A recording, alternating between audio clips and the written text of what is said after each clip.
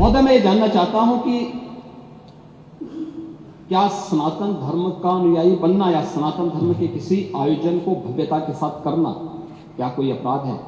उस आयोजन को उन सीमाओं के साथ, उस आस्था को सम्मान देकर के आगे बढ़ाना क्या कोई अपराध है? और अगर अपराध है तो हमारी सरकार इस अपराध को कर रही है और आगे बढ़ रही है।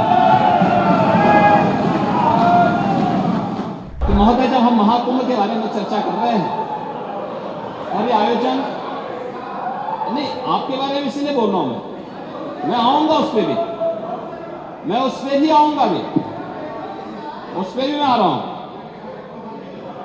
जब एक महाकुंभ का विरोध पहले दिन से कर रहे थे महोदय, मैं एक एक करके इनके बयानों को यहां पे उद्धृत करना चाहूंगा और पिछले सदन में भी मैं याद दिलाना चाहूंगा, जब हम लोग यहां पे इसी सदन में आए थे तो महाकुंभ पे चर्चा, उस समय महाकुंभ की तैयारियां चल रही थी और चर्चा के लिए एक दिन निश्चित किया गया था।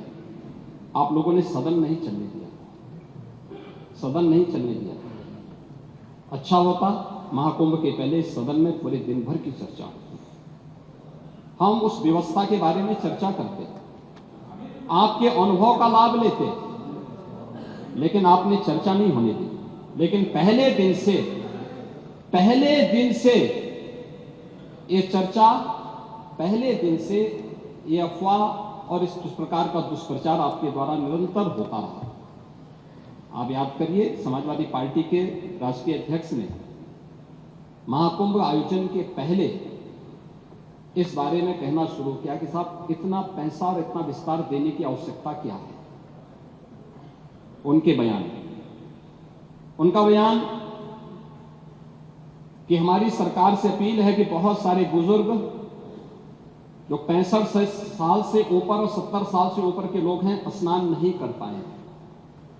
उसके बाद फिर उनके बयान आए, जब शुरू हो गया, फिर लगातार अगर समाजवादी पार्टी के सोशल मीडिया हैंडल को देखें, वो आपके संस्कारों के अनुसार भाषा का प्रयोग भी करते हैं और जिस प्रकार की भाषा का उसमें प्रयोग किया जाता है, मुझे लगता है किसी भी सभ्य सोसाइटी के लिए वो भाषा कभी शोभा नहीं देगी।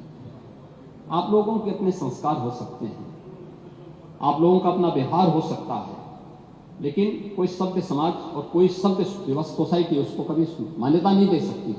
लेकिन उसके माध्यम से लगातार दुष्प्रचार किया गया। यही नहीं, ये भी मांग हुई, देखिए आपकी पार्टी के ही नेता, आपके अध्यक्ष ने कहा कि हम मांग करते हैं कि अकबर का किला, जो बिल्कुल संगम नोच पर वहां जो वट वृक्ष है, उसकी पूजा करते हैं। सरस्वती नदी भी वहीं से निकलती है। आप देखिए, यानी अक्षय वट का नाम भी उनको नहीं मालूम। सरस्वती कूप को सरस्वती नदी कहते हैं। ये आपका जनरल नॉलेज है।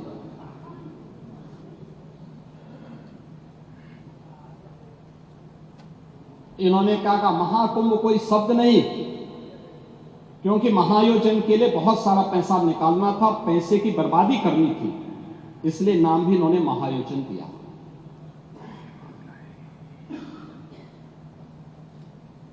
पहले दिन से ही राज्य सरकार आंकड़े दे रही है कि कितने लोगों ने पवित्र डुबकी लगाई है। जो लोग पवित्र डुबकी लगाने वालों की संख्या बता सकते हैं, वे यह नहीं बता पा रहे हैं कि कितने लोगों की जान चली गई। इनके एक सहयोगी आ रहे हैं, चिंता मत करिए, एक एक प्रश्न का उत्तर देंगे, थोड़ा पेशेंस रखिए।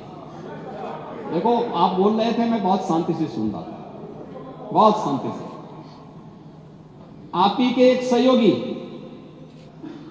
श्री लालू यादव जी कह रहे हैं, अरे ये सब कुंभ का क्या कोई मतलब है, फालतू का कुंभ है। यानी सनातन धर्म के इस महाआयोजन को फालतू उनको दिखाई देता है। और इनके एक और सहयोगी उससे भी 2 कदम आगे आकर के कहती हैं कि महाकुंभ मृत्यु कुंभ में बदल गया है। ये क्या है? ये क्या है? मल्लिकार्जुन खड़गे कांग्रेस के नेता अध्यक्ष कहते हैं कुंभ भगदड़ में हजारों लोग मारे गए,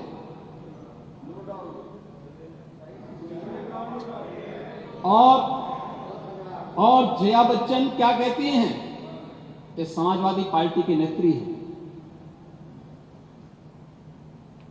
इस देश में अभी सबसे बड़ा मुद्दा महाकुंभ भगदड़ की घटना है।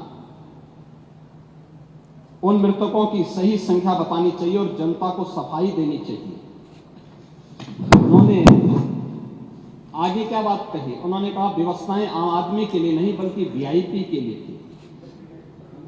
शवों को गंगा में बहा दिया गया, इससे पानी प्रदूषित हुआ है। यही पानी लोगों तक पहुंच रहा है और ये इस प्रकार के गैर जिम्मेदाराना बयान समाजवादी पार्टी, कांग्रेस, आरजेडी और टीएमसी के नेताओं के द्वारा सनातन धर्म के जुड़े हुए सबसे बड़े आयोजन के प्रति दिए गए। महोदय, मैं ये जानना चाहता हूं कि क्या सनातन धर्म का अनुयायी बनना या सनातन धर्म के किसी आयोजन को भव्यता के साथ करना क्या कोई अपराध है? उस आयोजन को उन सीमाओं के साथ, उस आस्था को सम्मान देकर के आगे बढ़ाना क्या कोई अपराध है? और अगर अपराध है तो हमारी सरकार इस अपराध को कर रही है और आगे बढ़ रही है। कि बड़ा हसीन है इनकी जवान का जादू, लगा के आग बहारों की बात करते हैं।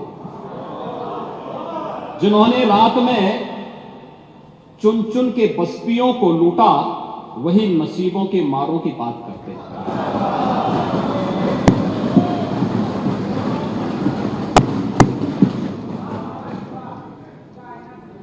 महोदय, ये उर्दू नहीं है, ये सब हिंदी। आपको मैं बताना चाहता हूं, आपको मैं एक और बात बताना चाहता हूं, जो भी नेता प्रतिपक्ष कह रहे थे। जब उत्तर प्रदेश की स्थानीय बोलियों को इस सदन में महत्व मिला, उनके द्वारा कहा जा रहा था, उन्होंने विरोध किया था। ठीक उनकी सोच है, ये समाजवादी संस्कार भी है कि हर अच्छे कार्य का विरोध करना है, हर अच्छे कार्य का विरोध करना है। उन्होंने कहा कि हिंदी इस सदन की भाषा है, तो हिंदी को तो हटाया नहीं। इस सदस्यों को एक छूट दी गई है कि किसी भी इन बोलियों में बोल सकता है, हिंदी में ट्रांसलेट की उसकी सुविधा मिलेगी। इस सुविधा है, थोपा नहीं गया है। दूसरा, भोजपुरी हो, अवधी हो, बुंदेली हो या ब्रज हो, पांडे जी, इनकी लिपि भी देवनागरी है, कोई दूसरी लिपि नहीं है। संविधान के द्वारा घोषित जो व्यवस्था है उसी के दायरे में सारा कार्य हुआ है। आप जैसे उम्रदराज व्यक्ति को इसका स्वागत करना चाहिए, इसका स्वागत करना चाहिए। ओह, मैं इसीलिए कह रहा हूं, देवनागरी ही लिपि है और उसी दायरे में सारा कार्य हुआ है। और इसीलिए मैं आपके संज्ञान में लाना चाहूंगा कि ये जो कार्य है, इस कार्य के साथ हमें उसी सकारात्मक भाव के साथ जुड़ना चाहिए। मैं आपके विरोध को कभी उसका न मैं उपास उठाता हूं, न मैं उसको बहुत उसके साथ जोड़ता हूं, क्योंकि मैं जानता हूं आपकी आदतों और मुझे मालूम है आप लोगों के बारे में एक मान्यता ये भी है, मजबूरी भी है, और आपके बारे में मान्यता भी है कि आज के समाजवादियों के बारे में तो जिस थाली में खाते हैं उसमें छेद करके फिर जाते हैं। और ये जो आप लोगों के बारे में मान्यता है, उसी के बारे में मैं आपसे कहना चाहूंगा